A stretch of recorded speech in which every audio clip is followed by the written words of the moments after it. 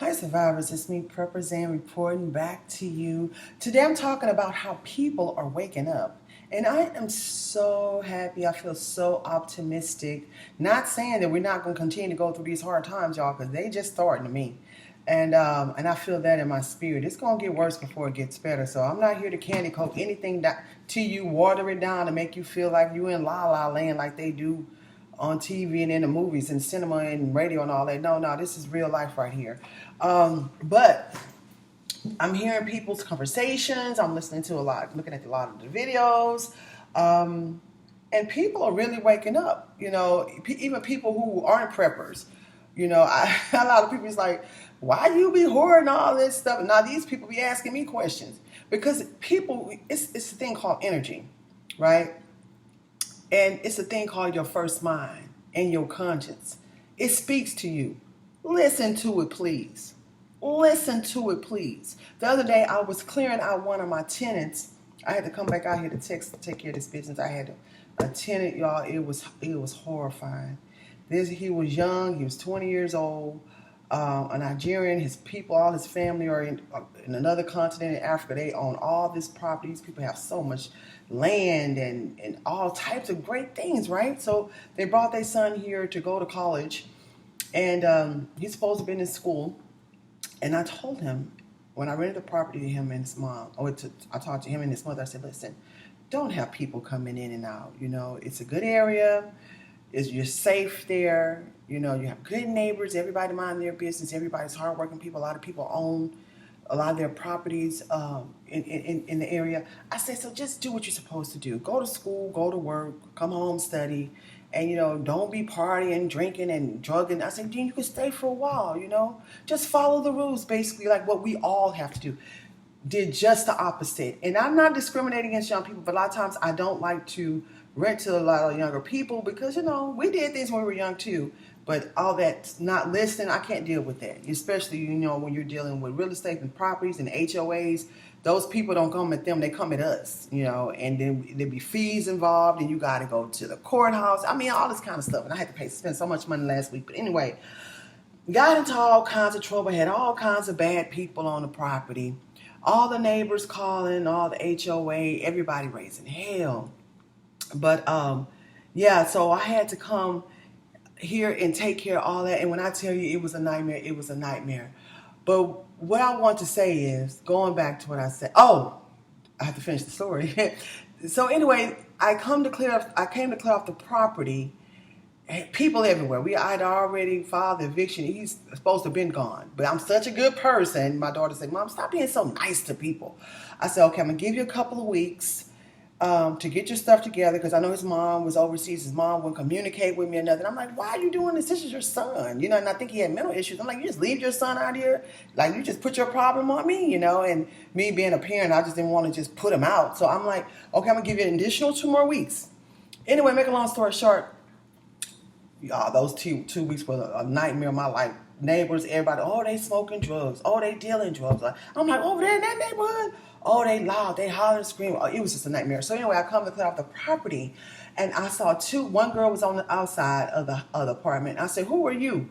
She's like, I'm here for such and such. I said, no, you're not supposed to be here. I said, did he tell you he was evicted? I had to get aggressive. And she said, no, ma'am. I said, you got to go, baby. You got to go. And I come inside. There was another guy laying on the couch. I said, who are you?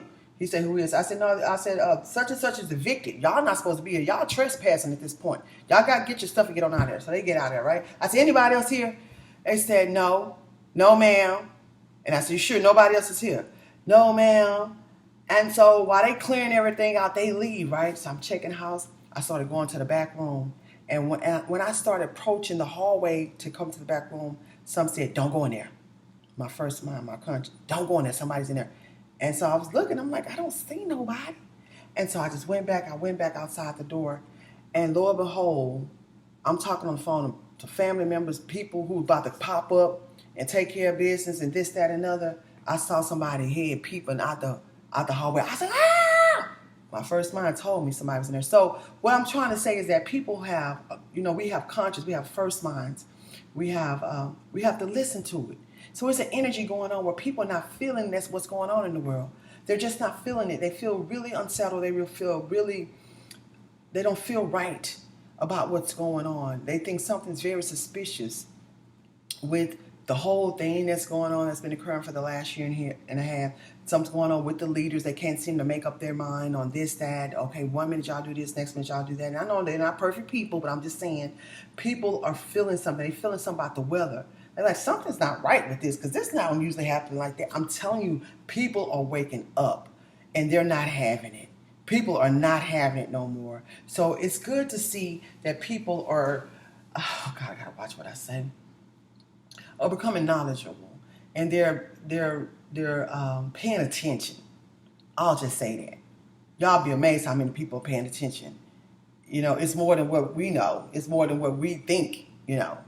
But it's a good thing, and I pray that more and more people will open their eyes, and more people will start planning and prepping, you know, and just let's go back to how things were with our grandparents. When I say go back, I know we're in a technology age, so we can't like literally go all the way back where everybody. Well, you never know.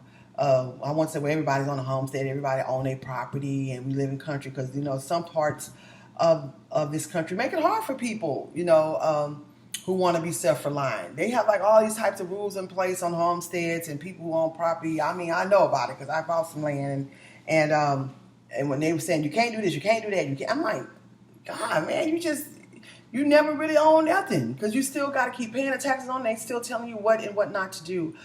But a lot of people are questioning what they're hearing and what they're seeing. You guys, y'all keep spreading the word. I'm telling you, I used to tell people all the time. Well, I used to tell people all the time about being a prepper. I used to just be a prepper all my life since I was like really, really, really younger. And I've always put up a lot of canned goods and store water. It's just my conscience, my first mind telling me to do these things. I've always done it. So now, you know, the people who watch me do this all my life, now they like, you know, they come ask questions, and now they're doing it. So always lead by example, you know. And then you can also tell people, you know, these days and times, if people don't want to listen, they don't want to listen. And then when they come around, and when the SHTF and they're gonna be needing your help, I mean, those people who needed my help, and I was like, listen, you're on your own.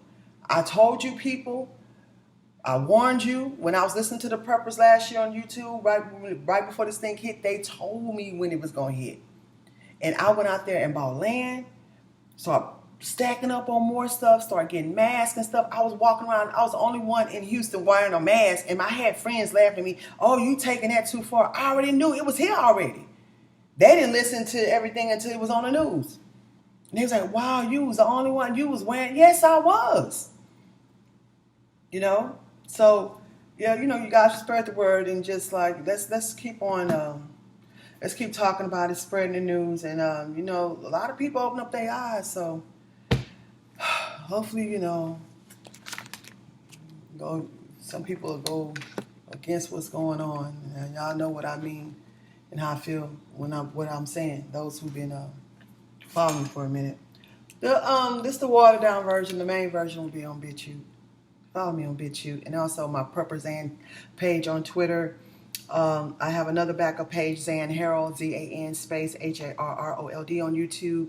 So if they shut me down, because if I get another strike on here, that's it for me, y'all. So y'all please follow me on these other platforms. I really, really, really would appreciate it. All right, stay vigilant. Keep surviving. ZanHarrold.com.